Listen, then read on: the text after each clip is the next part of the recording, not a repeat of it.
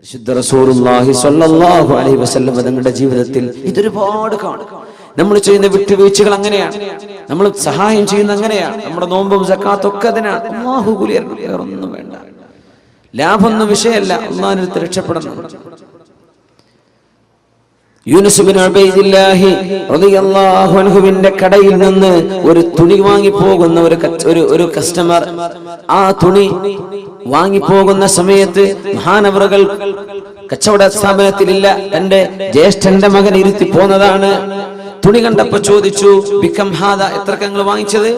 അയാൾ പറഞ്ഞു, 400 ദിർഹം, 400 ദിർഹമിനാണ്, 400 വെള്ളി നാണയങ്ങൾക്കാണ്. അന്ന് സ്വർണ്ണ നാണയം വെള്ളി നാണയമാണ്, ദിർഹം വെള്ളിയാണ്, ദീനാർ സ്വർണ്ണമാണ്. 400 ദിർഹം, 400 വെള്ളി നാണയങ്ങൾക്ക്. അവർ പറഞ്ഞു, യാ അല്ലാഹ്, ഇതിനാകെ 200 വിലയുള്ളൂ, നിങ്ങൾ എന്തിനാ 400 കൊടുത്തത്? പഠിച്ചോനെ, എന്റെ നാട്ടിൽ 600 കിട്ടൂല എന്ന് പറഞ്ഞ, എന്റെ നാട്ടിൽ 600 കിട്ടില്ല, പിന്നെ കിട്ടിയത് ലാഭമല്ലേ ഇവിടെ. അദ്ദേഹം പറഞ്ഞു, വാ, ഇല്ലല്ല, ഇതിന് 200 വിലയുള്ളൂ, വാ. പൊന്നാര സഹോദരൻ, നിങ്ങൾ എന്തിനാ എന്നെ പറയുന്നത്? ഇത് എന്റെ കടയിൽ നിന്ന് വാങ്ങിച്ചതാ, വാ എന്ന് പറഞ്ഞു. കൊണ്ടുപോയി ജ്യേഷ്ഠന്റെ മോനോട് ചോദിച്ചു, ചെവിക്കുന്നിക്ക് പിടിച്ചിട്ട് ചോദിച്ചു, എത്രക്ക് അയാൾക്ക് വിറ്റത്? ഞാൻ 400 എന്ന് പറഞ്ഞു. മൂപ്പര് ഓക്കെ എന്ന് പറഞ്ഞു. അത് അള്ളാഹിന്റെ അടുത്ത് ഓക്കെ അല്ല, കൊടുക്കുക, ബാക്കി കൊടുക്കുക. സുബ്ഹാനല്ലാഹ്, തിരിച്ചു കൊടുക്കുക പൈസ എന്ന് പറഞ്ഞു. ഇല്ലെങ്കിൽ 400ന്റെ വിലയുള്ള തുണി കൊടുക്കുക. സുബ്ഹാനല്ലാഹ്, എന്റെ കച്ചവടം ചെയ്യുന്നത് അള്ളാഹ്ക്ക് വേണ്ടിയിട്ടാണ്, വേറൊന്നുമല്ല. കച്ചവടം ചെയ്യുന്നത് അള്ളാഹുവിന് വേണ്ടിയിട്ടാണ്. മുഖ്ലിസീന ലഹുദ്ദീൻ. അബൂ അബ്ദുല്ലാഹിൽ ഖയ്യാത്ത് റളിയല്ലാഹു അൻഹു വസ്ത്രങ്ങൾ നെയ്തു കൊടുക്കുന്ന ഒരു ടൈലറാണ്. വസ്ത്രം നെയ്തു കൊടുക്കും. കുറെ കസ്റ്റമേഴ്സ് ഉണ്ടാവും, കുറെ ആളുകൾ ചോദിച്ചു വാങ്ങിച്ചു പോകും. അന്നൊരിക്കൽ വസ്ത്രം വാങ്ങാൻ വേണ്ടി നിത്യം അവരെ സന്ദർശിക്കുന്ന ഒരു ജൂസിയുണ്ട്, ഇറാനിയായ ഒരു പേർഷ്യക്കാരനായ തീ ആരാധിക്കുന്ന അയാൾ വന്നിട്ട് സ്ഥിരം കസ്റ്റമർ, ഒരു കന്തുറ വേണം അല്ലെങ്കിൽ ഒരു കുപ്പായം വേണം, അത് നെയ്തു കൊടുക്കും, അത് വാങ്ങിച്ചു പോകും, പൈസ കൊടുക്കും, വാങ്ങിച്ചു പോകും. ഒരിക്കൽ അസ്ർ നിസ്കാരത്തിന് പോയപ്പോ സ്വന്തം ശിഷ്യനെ കടയിൽ നിർത്തിയിട്ട് പോയതാണ്. ഇയാൾ വാങ്ങിക്കാൻ വേണ്ടി വന്നു. എന്റെ ഡ്രസ്സ് എവിടെ കൊടുത്തു. ഡ്രസ്സ് കൊടുത്തപ്പോ ഇയാള് തിരിച്ച് പൈസ കൊടുത്തു. കൊടുത്ത പൈസ എന്താണ്? ഫേക്കാണ്, കള്ളനാണയമായിരുന്നു. കള്ളനാണയം, കള്ളനോട്ടെന്നൊക്കെ പറയില്ലേ, അത് കള്ളനാണയമാണ്. അപ്പൊ ഈ ശിഷ്യൻ പറഞ്ഞു, തരൂല, കള്ളനാണയം തരാൻ പറ്റൂല, സാധനം കഥാ പിന്നെ വന്ന് വാങ്ങിച്ചോ എന്ന് പറഞ്ഞയച്ചു. നിസ്കാരം കഴിഞ്ഞ് വന്നപ്പോ മഹാനായ അബൂ അബ്ദുല്ലാഹിൽ ഖയ്യാത്ത് റഹിമഹുല്ലാഹയോട് ശിഷ്യൻ പറഞ്ഞു, ഇങ്ങനെ ഒരാൾ വന്നിരുന്നു, വസ്ത്രം ഞാൻ കൊടുത്തുവിന് തിരിച്ചു മേടിച്ചു. എന്തേ? ആള് കള്ളനാണയം തന്നത്, ഞാൻ വാങ്ങിച്ചില്ല. സൈഫ് എന്ന് അറബിയിൽ പറയാം, മുസയ്യഫ്. എന്തേ സഹോദരങ്ങൾ അത് ചെയ്തത്? പൊന്നു ശിഷ്യ, ഞാനും അയാളും കച്ചവടം നടത്താൻ തുടങ്ങിയിട്ട് 1 വർഷമായിട്ടുണ്ട്. ഈ 1 വർഷത്തിനിടയ്ക്ക് അയാൾ എനിക്ക് തന്ന മുഴുവൻ നാണയം കള്ളനാണയാണ്. അത് ഞാൻ വാങ്ങിച്ചൊരു കിണറ്റിൽ കൊണ്ടുപോയി എറിയല. ഇനി ഇവൻ വേറെ ആരെയും കൊണ്ടുപോയി പറ്റിക്കണ്ട, ഞാനോ പറ്റിക്കപ്പെടുന്നുണ്ട്, ഇനി ഇവൻ വേറെ ആരെ വഞ്ചിക്കരുത് വിചാരിച്ച് ഞാനതെടുത്ത് കിണറ്റിൽ എറിയറാ ചെയ്യാറ്. നീ എന്തിനവരെ പറഞ്ഞാൽ വേറെ ആരെയും കൊണ്ടുപോയി വഞ്ചിക്കൂലേ? സുബ്ഹാനല്ലാഹ്, ഇസ്ലാമിന്റെ സംസ്കാരം എന്നൊക്കെ പറഞ്ഞത് ഈ പാരമ്പര്യമാണ്. ഇങ്ങനെ ചിന്തിച്ചിരുന്നൊരു സമൂഹം, ആരെയും വഞ്ചിച്ചുകൂടാ എന്ന് ചിന്തിക്കുന്നൊരു സമൂഹം. എന്തിനായി ചെയ്യുന്നത്? അള്ളാഹുവിൻ്റെ അടുത്ത് പ്രതിഫലം കിട്ടണം. ജനങ്ങളുടെ കയ്യിലെയോ ജനങ്ങളുടെ അടുത്ത് കാശ് വാങ്ങി അതൊന്നുമല്ല വേണ്ടത്. ചെയ്യുന്നത് സത്യസന്ധമാണോ, ഞാൻ അള്ളാഹുവിന് വേണ്ടി ചെയ്യാം, ഇത് ചിന്തിക്കുന്ന ആളുകൾ. അങ്ങനെ മാപ്പ് ചെയ്തു കൊടുക്കുന്നവർ, അള്ളാഹുവിന് വേണ്ടി പൊറുക്കലിനെ ചോദിച്ചു കൊടുക്കുന്നവർ. ഇബ്രാഹിം അദ്ദേഹം റളിയല്ലാഹു തആല അൻഹു കുറെ നാൾ ഒരു മരുഭൂമിയിൽ അവരെ കുറെ കാലം അവിടെ താമസിച്ചിട്ടുണ്ട്. ഇബ്രാഹിം അദ്ദേഹം റളിയല്ലാഹു തആല ഇന്നത്തെ സിറിയയുടെ പല ഭാഗങ്ങളിലായിട്ട്, ഈജിപ്തിന്റെ ചില ഭാഗങ്ങളിലൊക്കെ ആയിട്ട് അവർ ജീവിച്ചിട്ടുണ്ട്. അവിടെ ഒരു സൈന്യത്തിൽപ്പെട്ട ഒരാൾ കൂട്ടം തെറ്റിയിട്ട് വന്നു, ഒരു പട്ടാളക്കാരൻ. അയാൾ ചോദിച്ചു, ഐനൽ ഉംറാൻ, എവിടെ മനുഷ്യന്മാർക്കുള്ള സ്ഥലം എവിടെയെന്ന് ചോദിച്ചു. സിറ്റി, നഗരം എവിടെയാണെന്നൊക്കെ ചോദിക്കുന്ന പോലെ, ടൗൺ സെന്റർ ഏതാ വഴിയെന്ന് ചോദിക്കുന്ന പോലെ, ഐനൽ ഉംറാൻ, ജനങ്ങൾ എവിടെയെന്ന് ചോദിച്ചു. അപ്പൊ തൊട്ടപ്പുറത്തൊരു ഖബർസ്ഥാനുണ്ട്. അവിടെ ഉണ്ടല്ലോ എന്നാണ്, കുറെ മനുഷ്യന്മാരുടെ കിടക്കുന്നുണ്ടല്ലോ. ഞാൻ ഇതല്ല ചോദിച്ചത്, ഐനൽ ഉംറാൻ, മനുഷ്യന്മാരെവിടെ? ഇതൊക്കെ മനുഷ്യന്മാരാണല്ലോ. അവർ പറഞ്ഞു, ഏറ്റവും പാഠം പഠിക്കാൻ, കണ്ടുപഠിക്കാൻ പറ്റുന്ന മനുഷ്യന്മാർ ഇവിടെ കിടക്കുന്നവരാ, നീ കണ്ടുപഠിച്ചോന്ന. ഈ പട്ടാളക്കാരൻ അറിയില്ല ഇത് ഇബ്രാഹിം അദ്ദേഹം എന്ന് പറയുന്ന മഹാമനുഷ്യനാണ്. ദേഷ്യം വന്നിട്ട് ഒരു അടി കൊടുത്തു. തന്റെ കയ്യിലുണ്ടായിരുന്ന ഒരു വടി കൊണ്ട് ആ അടിയിൽ തലക്കൊരു പൊട്ടുപറ്റി. അവിടെ കിടന്നു. ബഹുമാനപ്പെട്ടവർ കിടന്നപാട് ദുആ ചെയ്തു, യാ അല്ലാഹ്, ഈ മനുഷ്യന് നീ സ്വർഗം കൊടുക്കണേ പടച്ചോനെ, എന്നെ അടിച്ച മനുഷ്യന് സ്വർഗം കൊടുക്കണേ അല്ലാഹ്. ഇയാള് ഞെട്ടി. എന്താ അടി കൊടുത്തിട്ട് ദ്വാരക്കേ. പിന്നെ ആരോടൊക്കെ ചോദിച്ച് ഇയാൾ വഴി അറിഞ്ഞു ടൗണിലേക്ക് എത്തിയപ്പോ കൂടുതൽ പട്ടണക്കാർ ചോദിച്ചു, എങ്ങനെ വഴി കിട്ടിയത്? ഞാൻ ആകെ കുടുങ്ങിയിരുന്നു. ഞാൻ ഒരാളോട് ചോദിച്ചു, അയാൾ എന്നെ കുറെ സ്വീപ്പാക്കി. വഴി എവിടെ ചോദിച്ചാൽ പള്ളിക്കാട്ടിലേക്ക് കാണിച്ചു. ഞാനൊരു അടി കൊടുത്ത് പോന്നിട്ടുണ്ട്. പടച്ചോനെ, നീ ആ അടിച്ച മനുഷ്യൻ, അവിടെ കണ്ട മനുഷ്യൻ ഇബ്രാഹിം അദ്ദേഹം തങ്ങളാവാൻ സാധ്യതയുണ്ട്. ഞാൻ അവരെയാണോ ഈ ചെയ്തത്?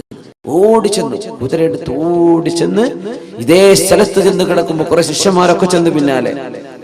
ബഹുമാനപ്പെട്ട ശേഖ് അവരോടുണ്ട്. കാലിക്കൽ വീണ് മാപ്പ് ചോദിച്ചു. ഞങ്ങൾക്ക് എന്നോ മാപ്പ് തന്നിട്ടുണ്ടല്ലോ, എന്തിനാ ഈ മാപ്പ് അപേക്ഷയൊക്കെ? അല്ല, ഞാൻ നിങ്ങളെ അടിച്ചപ്പോ നിങ്ങൾ എനിക്ക് വേണ്ടി ദ്വാരെന്ന് ഞാൻ കേട്ടിരുന്നല്ലോ. അപ്പോ എന്തേ അത്? ഒന്നല്ല, ഈ ജാതി അടി കിട്ടിയാൽ അള്ളാഹു എനിക്കതിന് കൂലി തരുമെന്ന് എനിക്കറിയാം. നിങ്ങൾ കാരണം എനിക്കല്ല കൂലി തരാ, പിന്നെ ഞാൻ കാരണം നിങ്ങൾക്ക് ശിക്ഷ ഉണ്ടാവുക അത് പാടില്ലല്ലോ. നിങ്ങളൊരു ഉപകാരം ചെയ്തില്ലേ, ഞാൻ അങ്ങോട്ട് ഉപകാരം തരാണ്, നിങ്ങൾക്ക് അള്ളാഹ് സ്വർഗം തരട്ടെ. സുബ്ഹാനല്ലാഹ്. എനിക്ക് നിങ്ങൾ ഉപകാരം ചെയ്തില്ലേ, ഒരു വേദന, ആ വേദനക്കല്ല കൂലി തരൂലേ? അതിന് നിങ്ങൾക്കൊരു ഉപകാരം ഞാനും തരണ്ടേ?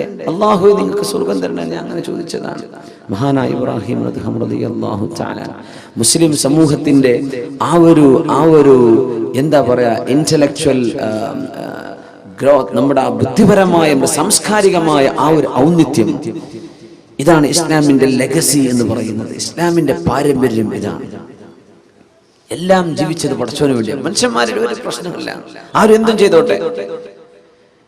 അബ്ദുല്ലാഹ് ബിൻ മസ്ഊദ് റളിയല്ലാഹു അൻഹുവിന്റെ ചില കാശ് ഏതോ ഒരു കള്ളൻ പോക്കറ്റ് അടിച്ചു കൊണ്ടുപോയപ്പോ ആളുകൾ പറഞ്ഞില്ലേ, അബ്ദുല്ലാഹ് ബിൻ മസ്ഊദ്, നിങ്ങൾ അല്ലാഹുവിനോട് ദുആ ചെയ്യൻ, ആ മോഷണം ചെയ്തു കൊണ്ടുപോയ മനുഷ്യന് അല്ലാഹുവിന്റെ ശിക്ഷ വരട്ടെ.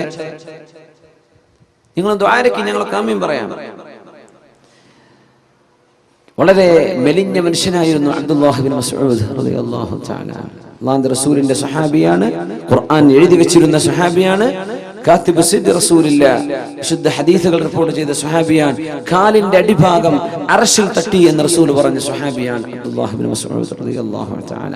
വലിയ മഹാനാണ്. അബൂജഹലിന്റെ ആ യുദ്ധത്തിൽ തല വലിച്ചു കൊണ്ടുവന്ന സഹാബിയാണ് അബ്ദുല്ലാഹ് ബിൻ മസ്ഊദ് റളിയല്ലാഹു തആല. എന്താ ദ്വാരക്കെന്നറിയോ? സ്വന്തം പോക്കറ്റ് അടിച്ചു പോയത്. നമ്മളൊക്കെ മൊബൈലുള്ള കട്ടെടുത്ത് എന്തായിരിക്കും അവസ്ഥ? നമ്മൾ എങ്ങനെയൊക്കെ ദ്വാരക്കും? പടച്ചവൻ എടുത്തി വീണ, വണ്ടി കുത്തിയോ, എന്തൊക്കെ നമ്മൾ ദ്വാരക്കൂലേ? ഒരു ഉപദ്രവം ചെയ്താൽ അബ്ദുല്ലാഹ് ബിൻ മസ്ഊദ് അങ്ങ് ദ്വാരുന്നു, എനിക്ക് ഞാൻ ദ്വാരക്ക, അന സാഹിബുൽ മാൽ, സമ്പത്ത് എന്റേതാ, ഞാൻ ദ്വാരക്ക, നിങ്ങൾക്ക് ആമീൻ പറഞ്ഞോളൂ. ആമീൻ പറയാം. എന്താ ദ്വാരെന്ന് അറിയോ? അല്ലാഹുമ്മ പടച്ചവനെ, ഇൻ കുൻത തഅലം അന്നല്ലദീ സറഖ മാലി മുഹ്താജുൻ ഇലൈഹി ഫബാരിക് ലഹു ഫീഹി യാ റബ്ബ്. പടച്ചവനെ, എന്റെ സമ്പത്ത് മോഷ്ടിച്ചു കൊണ്ടുപോയവൻ, അവൻ അത്യാവശ്യമുണ്ടായിട്ട് മോഷ്ടിച്ചതാണെങ്കിൽ അവൻ കൊണ്ടുപോയ സ്വത്തിൽ നീ ബർക്കത്ത് കൊടുക്കണേ അല്ലാഹ്. ഇനി അവൻ മോഷ്ടിച്ചത് എന്നെ ബുദ്ധിമുട്ടാക്കാൻ വേണ്ടി ചെയ്തതാണ്, അവൻ ആ പൈസയുടെ ആവശ്യമൊന്നും ഉണ്ടായിരുന്നില്ല, അവൻ വെറുതെ ബുദ്ധിമുട്ടാക്കാൻ ചെയ്തതാണെങ്കിൽ ഫജ്അൽഹു ആഖിറ ദംബിൻ യർതകിബുഹു ഫീ ഹഖ്ഖിക യാ അല്ലാഹ്.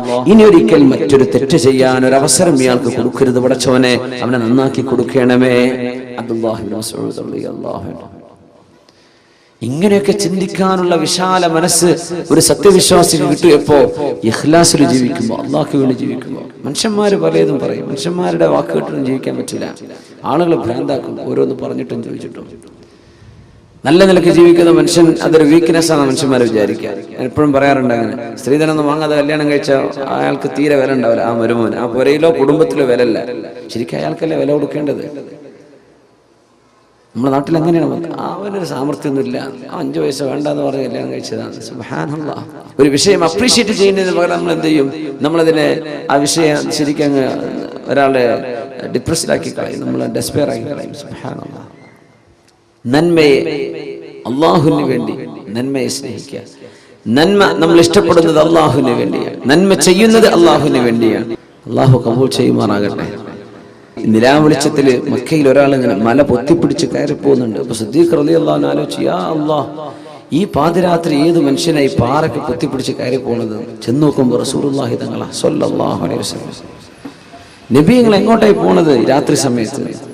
ഒന്നുമല്ല സിദ്ദീഖ്, ഈ മലയുടെ അപ്പുറത്തെ കുറച്ച് യാത്രക്കാർ വന്ന് വിശ്രമിക്കുന്നുണ്ട് എന്ന് ഞാൻ കേട്ടു.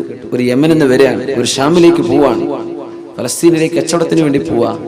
അവര് നാളെ രാവിലെ സ്ഥലം വിടും. അപ്പൊ രാത്രിക്ക് രാത്രി അവിടെ ചെന്നിട്ട് എന്തെങ്കിലും അവർക്ക് ദീൻ പറഞ്ഞു കൊടുക്കാൻ പറ്റിയാലോ? നേരം കൊടുക്കാൻ നിന്ന് അവർ പോയി പോകും. അതുകൊണ്ട് ഞാൻ ചെന്നിട്ട് വല്ലതും പഠിപ്പിച്ചു കൊടുക്കട്ടെ. ആര്? അഷ്റഫുൽ ഖൽഖ് സ്വല്ലല്ലാഹു അലൈഹി വസല്ലം. ഇപ്പൊ നിങ്ങളാരും വിളിക്കാതെ വേദ പറയേണ്ട ആൾക്കാരായി വേദ പറയേണ്ടവർ. നിങ്ങളാരും വിളിക്കാതെ, ഒരു സംവിധാനം ഒരുക്കാതെ നിങ്ങളുടെ നാട്ടിലൊക്കെ വന്നിട്ട് കേട്ടോളി അള്ളാന്റെ ദീൻ അലല്ലാഹു അസ്സ വജൽ എന്ന് പറഞ്ഞ് വേദ തുടങ്ങേണ്ട ആൾക്കാരാണ്. നമ്മൾ പള്ളിയിലൊക്കെ അങ്ങനെ നിസ്കാരം കഴിഞ്ഞ് പോകുമ്പോൾ ഉസ്താദ്മാർ വേദ പറയണേ, അപ്പോൾ വിളിച്ചിട്ടൊന്നും വന്നതാവില്ല, ആയിക്കോട്ടെ. അങ്ങനെ പോയി വേദ പറയേണ്ടവരാ. അങ്ങനെ നിങ്ങൾക്ക് ദീൻ പഠിപ്പിച്ചു തരേണ്ട ആൾക്കാരാ, പഠിച്ച ആൾക്കാർ. വേദ പറയുന്നവരൊക്കെ അങ്ങനെയാ വേണ്ടത്. പിന്നെ ഇപ്പൊ എന്താ എല്ലാം കോലം കെട്ടിയ കൂട്ടത്തിലേ ഇതിലും വലിയ കോലം കെട്ടൊക്കെ വന്നു എന്നാ തോന്നുന്നത്. നമുക്കിതൊക്കെ വലിയ കലാപരിപാടിയായി മാറിയിട്ടുണ്ട്. ഇപ്പോൾ അള്ളാഹുലേക്ക് അടുക്കാൻ കുറച്ച് ചിന്തകൾ കിട്ടണം, അള്ളാഹുലേക്ക് മനസ്സുകൊണ്ട് അടുക്കണം. ഇതാണ് ഈ വാദിന്റെ ഒക്കെ ലക്ഷ്യം. അത്രേ അതിന് വേണ്ടു, അതതിന് വേണ്ടത്, നമ്മൾ ചെയ്യേണ്ട ബാധ്യതയാണ്. അപ്പൊ അതുകൊണ്ട് നമ്മൾ ചെറിയ വിഷമങ്ങളൊക്കെ സഹിക്കാം. വലിയ വലിയ വിഷമങ്ങളൊക്കെ അള്ളാഹിന്റെ റസൂലും സ്വഹാബികളൊക്കെ സഹിച്ചില്ലേ? നമ്മളൊന്നും അറിഞ്ഞിട്ടില്ലല്ലോ, സാരല്ല, നമുക്ക് മൈക്ക് വെച്ചിട്ടല്ലേ പറയണത്. അന്ന് ഭയങ്കര സൗണ്ട് ഉണ്ടായിരുന്നു. അബ്ബാസ് റളിയല്ലാഹു അൻഹുവിന്റെ ശബ്ദം 2 മൈൽ അപ്പുറത്തേക്ക് കേട്ടിരുന്നു, ഒരു ആംപ്ലിഫയറും ഒരു മൈക്കും ഇല്ലാതെ. ഏതായാലും അള്ളാഹു കബൂൽ ചെയ്യട്ടെ, അള്ളാഹു സ്വീകരിക്കുമാറാകട്ടെ.